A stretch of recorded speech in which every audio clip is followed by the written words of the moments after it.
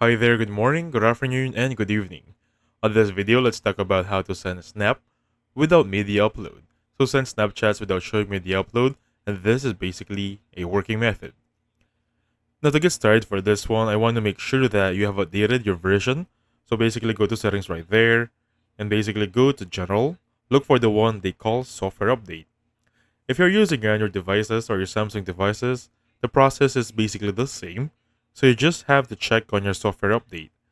Now, once that's done and you have successfully checked if you have the latest version, now with that one being said, open up our Snapchat application.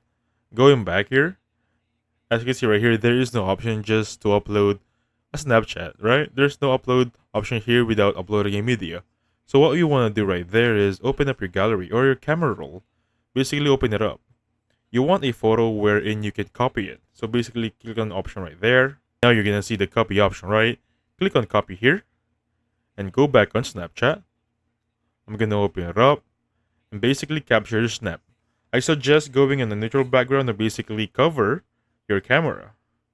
And with that being said, click on the text option, hold down right there, click on paste, and there we have it. And that's it. So thank you so much for watching.